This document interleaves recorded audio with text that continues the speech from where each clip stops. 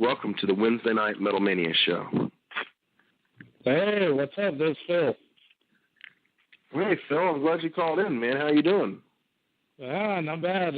Kind of buzzing right now. But, yeah, Phil from an endless fight. Yeah, really glad to have you, man. I'm trying to catch up with you, bro. Yeah. I was I'm waiting on a beer to get cold. Yeah. Normally, pretty much with an endless fight, all of our shows, we're either drunk or buzzed or something. So, yeah, I was like, well, gotta stay true to the tradition and let me at least get a bottle of Jack Daniels and drink some of that and slam a couple of beers. Well, it's funny that you say that, because one of our questions that we commonly ask bands are, do you have any pre-show rituals? And we've had the most response from that question is yes, drinking, and that's how we get comfortable. So, pretty much. The other members they like to smoke, and then plus we'll drink before our time, and we normally try to keep it to a buzz, but only when the beer starts flowing and it's just a bunch of friends hanging out, it just one of us is probably wasted by the time we're about to play. But dude, that's funny that you say that, because usually on this show, by the end of the show, I'm usually fucking done. We'll run into overtime, man, and run over our 2 hours, and sometimes me and Anthony both are drinking a little bit. And by the end of the show, man, we'll be 3 hours deep, and I'm sloshed. I'm just trying to maintain a normal conversation sometimes. Yeah, well, like with us, every time we play a show, it's either myself or our singer Mike. We're either going on some drunken rant or just random bullshit every time we play a show. So even though our songs are like 2 minutes long and we play 7 songs, we'll probably have like 15 minutes of music, and then you get like 20 minutes of drunken banter. So no show is ever the same. That's cool. Hey, Tony, does that sound familiar? Yeah, exactly. So give us kind of an overview of the history of your band. Well, I guess I could try to put it in a nutshell if I can, or how much time do I have? You're good, man. Okay, well, the band started back in 2008, and it was during the MySpace days. My current band that I was in, we broke up, and then I just found some guys on MySpace that were looking for a guitar player, and then that lineup lasted about 2 years. It was it lasted about actually it almost lasted a year, because our singer, he got kicked out of the Army, and then he moved back to, I think, somewhere up north. And then, I don't know, the bass player and I, we kind of had our own differences. So then we ended up finding another bass player and then another singer in 2009. And that was kind of going pretty good. And because I know you wanted to play Murder Fest, that was with the original lineup when we recorded that back in 2008. And then, but in 2009, like I said, we were going on a good run. We opened up for Agnostic Front, Death by Stereo. I mean, we had we had some pretty good shows coming, even just here locally. And then I don't know, it was kind of like the 1 year curse. Either a member would quit or something else, and I hate coming up with a new band name or writing new stuff. So it was just like, because in 2009, 2010, our singer, he just walked off in the middle of the show. Oh, wow.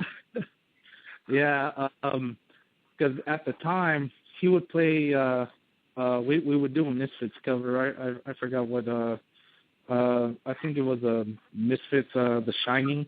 He would play guitar and I would sing. Well, at the venue, it was like a small kind of like coffee shop, but their PA, they only had 2 microphones, and at the time, our drummer, he did more of the backups, and that left just 1 microphone. So I didn't have a mic, and then by the time we were doing that song, I got the microphone, and I just called our singer an asshole, because I told him, I was like, yeah, I think these assholes showed up to the venue before me and hid my microphone for me. Just all jokes aside, just joking and bullshit, because that's why people are in bands, to talk shit and have fun with your friends.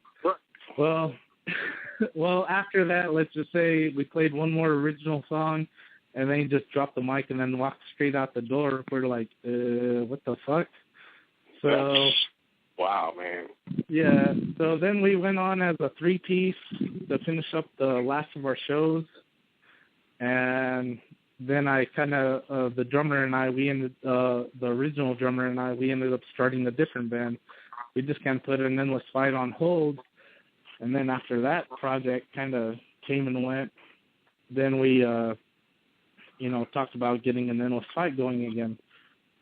So we were kind of like a 3-piece, but then we ended up getting a singer from one of our older bands, and then that singer quit 3 days before a show. He called me up and was like, hey, we can't. He said that he couldn't be in 2 bands anymore because he had another band going at the same time. So I was just telling him, like, well, hey, let's at least finish up this last show with you, and then we'll go about, we'll go our separate ways. But no, he ended up bailing, and that's then, fast forward to now with the current lineup. We got James Munch on bass, Marcus Flores on drums, and then Mike Pavano was our singer. And we practiced with probably like 2 days before the show, and we ended up actually playing the show without a singer. And then Mike showed up, and then he just kind of like freestyled our last 2 songs. And this lineup has actually been the longest Endless Fight lineup for almost 3 years now. So it's been going pretty good. I mean, we always have our ups and downs. The main problem is here in El Paso is just finding a good, solid practice spot. Yeah, that's always a hard thing. yeah, but basically that's the whole timeline, like in a nutshell. It's always just been one member had to leave, or some reason, or somebody quit, whatever. And again, it's like, we're not a big national touring band or anything, so I just looked at it as like, hey, just keep the name the same and just, keep moving forward, keep doing what we do. It's honestly like a very like dead-ass on name for your band, because it seems like no matter how much fuck shit happens, you guys are just going to keep going. And it's awesome. Yeah, because I don't know, I think it was last year when I actually got the band name tattooed on my arm and one of our other logos on my leg. Call it as lame as it is, having your own band tattooed on you, but I was like, being the only one, being the last remaining original member, I was like, hey, you know what? Band means a lot to me. It's music that I wrote. I wrote a lot of good songs with, a lot of good guys. I'm not going to bash on anybody for leaving the band, quitting the band, because they're all good experiences, and, the few in between. So. Yeah, that's very important. When you get a tattoo, you want it to have a story. And I think that's a very worthy tattoo, or to a couple of them that you've done. That's cool. No, it really is. I got a good buddy that I was in a band with in Hawaii named Chris Elliott. Our band was called Yield Beneath. The band before it was called Youngblood.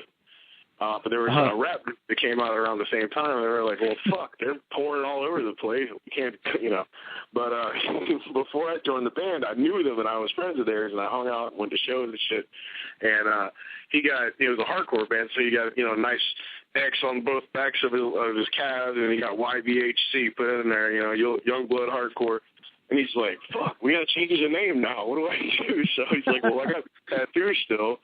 Let's just call it Yield Beneath, so I can still have the tattoos. But it was, as far as I know, he still has them. He hadn't have them covered or anything. Yeah. Well, but that was pretty smart, dude. Like, just keep the fucking same letters and change that shit.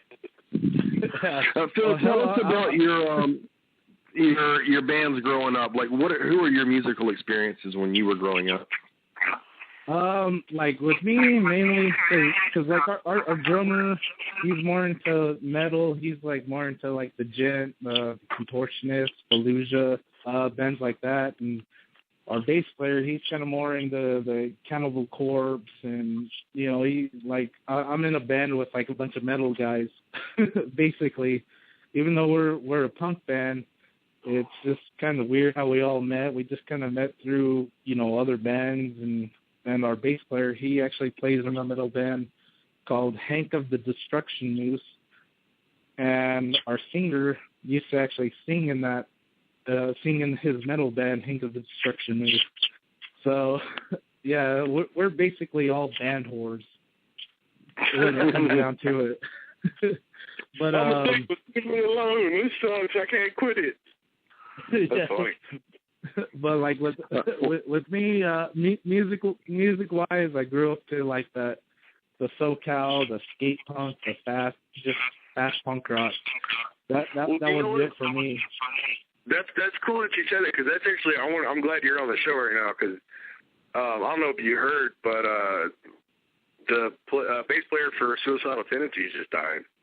Yeah, I actually saw them last year when they played here in I think it was last year or the year before. I'm pretty sure it was last year.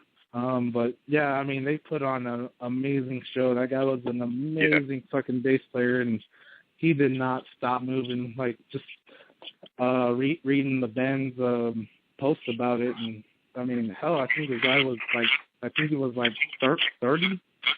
Yeah, he wasn't very old. Yeah, I was like, shit. I was like, damn, I'm 31. Holy shit! Right. And I love to drink. I read it earlier, and I was like, fuck, because I mean that's another thing that came out of Hawaii is like I got to meet some awesome people. Our drummer at the time, his dad was, I want to say the original drummer, I think, or I don't know. He was one of the original members of Suicidal Tendencies back when they were like little fucking teenagers, He was family, Mike Muir and those guys, Mike Clark. They were friends of the family, so they came to Oahu and they were playing the World Cafe. Well, we're all like, well, fuck yeah, Suicidal's here. Let's go see him. And our drummer was like, you want to meet him? And I've listened to Suicidal since I could fucking ride a skateboard, you know what I'm saying? Yeah. And I was like, oh, fuck. Oh, my God. What do I got? I felt like just this little fucking, like, groupie fuck. I was like, oh, my God, I'm going to meet Mike Muir. And we had met Mike Clark before the show, and he was like, oh, man, Jai, I'm glad you guys came and everything like that. They're playing the show, and he's, like, playing the guitar right in front of us, and he's pointing at us and singing. And I got to meet Mike Muir after the show, and he gave me a jersey, and it was shit. Yeah, that was one of the highlights of my life as far as music goes, was meeting Mike Muir, and I was nervous. I was talking shaking, like I didn't fucking know what to say, and Tony will tell you that's rare for me. I walked in the room where he was sitting, and I'm like, hi. I didn't know what to say. Yeah. Where you get all starstruck and dude, I was fully starstruck. Because like with me, like that's another thing I got to give it to. Like a Menless Fight is, I got to open up for a lot of bands that I've looked up to or like listened to, and one of them, like one of my main favorite bands is Death by Stereo and Pennywise, and got to open up for Death by Stereo twice. And when I was in the Air Force, Yeah, when I was in the Air Force, I actually met the singers from Death by Stereo, one of his best friends from high school. At first, I thought he was just talking shit or whatever, like just trying to make a cool story. I was like, oh, all right, cool. But then he ended up bringing me like a CD of the singer's first band called Clint, and I was like, oh shit. I was like, badass. So I just kept going to a lot of Death by Stereo shows, and then eventually, you know, actually kind of good friends with like pretty much all the guys in the band. Talk to them pretty much on a regular basis, and a lot of people. I mean, not like a lot, like thousands of people, but quite a few people. Even one guy in Japan really likes the Endless Fight, and he heard about us through Death by Stereo. And another guy over in Brazil, you know, the guy over in Japan, his name is Genkato, and the guy over in Brazil, let me see. I mean, like they would always like a post or hit us up online, and I just kind of thought it was cool that, you know, like I said, we're not a big band, but these guys go out of their way to see what the hell we post up or music, whatever. And so I ended up putting together a couple packages together of just stickers and buttons and just mailing them to Japan and Brazil. Like, hey, you know, hey, thanks for checking us out and shit. Damn, that's cool. Yeah. Well, shit. You know what, man? Let's go ahead and you know, we've been talking about it long enough. let's go ahead and play some Endless Fight, man. All right, yeah, Phil, go ahead and if you will, Phil, you know the song that we're going to play. If you would please grace the listeners and introduce this song for us.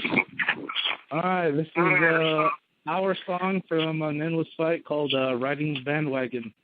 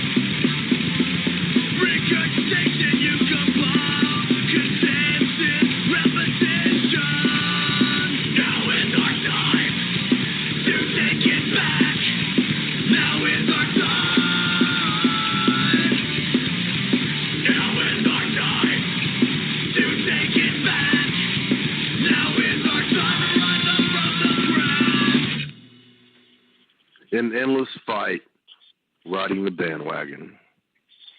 Bad Ace. Man, I wish, honestly, Phil, dude, I wish more punk bands would fucking sound like that. No shit. Like, I'm an old school punk dude. You know what I mean? Like, I came up listening to a little bit of punk and a lot of metal, and then once I got a little bit older and understood what punk was all about, it kind of, like, drowned it out metal for me, and then I kind of mixed the two. But that's exactly what I love, man. Fucking fast to the point, a little melodic, it just fucking awesome, man. That's some good shit, brother. And Phil has dropped off the show. Phil flushed out. But only in time to receive those quite amazing compliments from you, Brian. So thank you, Phil Ruiz, from An Endless Fight, for being on the show. Maybe he'll call back in, I'm not sure. But regardless, great interview. Okay, man, with 53 minutes and some change left on the show, we got a lot of music to play, man. Wait, let me reiterate this. 53 live minutes of the show left. We do continue when we fucking feel like it. After the show cuts off live, we go to the archive. We go into overtime. You know, and Phil Ruiz is back on the show, ladies and gentlemen. Hey, am I back? You are back. Oh, my bad. Hey, yeah, I wasn't sure. I was like, fuck, do I stay on or what the hell do I do? No, man. We kind of wanted to tell you, man. Like, honestly, Phil, thank you for calling in tonight. You know, we wanted to say thank you for letting us play your music on the show. And no, thank you guys for hitting me up. I know you guys played it before, like a couple months ago, and I was supposed to call in, but I ended up taking a nap from a night of probably boozing or something else. So, yeah, I was like, and then I just heard Andy call in, and he was like, damn, I wish Phil would call in. So yeah. So, but you know what? Honestly, speaking of Andy Cochran, I want to just say this right now, man. Ladies and gentlemen, keep Andy Cochran in your prayers. He's a big part of our show. He's a good buddy of Tony's, and he's become a good friend of mine. And he just had some surgery done on his elbow and some shit, and he's got like robot parts in his arm now. It's all fucking crazy. Yeah, Terminator. Yeah, he's just fucking Terminator now, dude. He's going through them fucking shit, man. And the poor guy, dude, he's been crazy. He's been trying to cram as much like music shit into his week as possible because he knew this was coming up. And he's going to be out of being able to play drums or guitar or anything for 8 weeks. Oh, damn. Yeah. So, keep him in your prayers, guys. If you guys are out there listening, I know you are. Pray for Andy, and I hope for a speedy recovery. And help him fucking chill on his addiction with music. And leave the guitar alone, sir. Heal yourself. So that's what's up. Yeah. But, hey, Phil, man, seriously, dude. Phil, a couple things before you go. Before you go, Phil, a couple things. What do we have to look forward to from your band? Any releases, any shows coming up? You know what? I wish I could say, but no. Apparently, my drummer is probably going to be moving to Brooklyn to go up there with his older brother and pursue bartending and, sky's the limit. He's 25. I told him, I was like, hey, man, you got an opportunity, take it, So, so I don't know where we're at as a band. I mean, if we're going to keep going or if we may go on hold for again. But, I mean, we're always keeping, music going. One last thing I wanted to say was, the buddy in Brazil with the OG. I can't pronounce his last name because it's weird, but OG Tofoloyo. Yeah, I know he's gonna probably be pissed at me when I post this up and he hears me butcher his name and shit. He's gonna jujitsu your ass.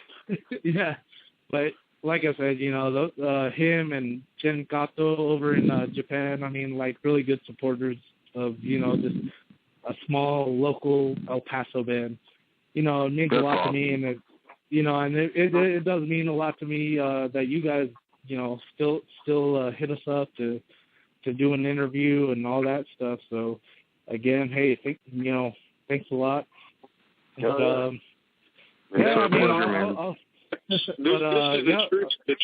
true spirit of this show, man, is supporting local music regardless of where it is. Yes, we're based in Florida. Yes, we support mostly Florida bands, but, you know, we're here to support local music regardless of where you are. I don't give a fuck if it's Germany, you know, Europe, anywhere in Europe, fucking Britain, New England, or what do they call it? I can't always get it fucked up. It's either England or it's Britain. I don't even fucking care. I don't live there. Yeah. But I'm saying, like, we support any continent, any country, any state, as long as it's local music. We're here to help you get your music heard, man. That's what we're here to do. Yeah. Well, I want you to keep us informed, my friend. Keep us updated. Definitely, I'll keep you updated on the band, what we do, and hey, I'm just gonna put in some plugs to check out. Like, since you guys, you know, the Metal Mania, awesome. There are some pretty good metal and punk bands here in El Paso. Check out Teconikoy, Triumph Over Shipwreck, and Hank of the Destruction Noose, and Devour the Unborn. All amazing bands, you know, from here from El Paso. So send them my way, bro. I'll shoot you a list of bands to check out, and then if you want to get a hold of them, check out their stuff or whatever, you know, just something new. That would be much appreciated. But again, you know, thanks for everything. Hell yeah, hey, likewise, man. Feel free to call in anytime. Oh, definitely. I probably will. You may catch me on a really, really drunk night. All right, brother. It's been a pleasure speaking to you. Have a good night. All right, you guys. Yeah, you too. All right, bye. All right, have a good man. All right, dude. See ya. All right, ladies and gentlemen. We got to get into it, sir. We got to get busy. That was Phil Ruiz again from the Endless Fight. What an amazing interview. And obviously, listeners, as you can tell, that guy's got a really good heart. Good guy. So props.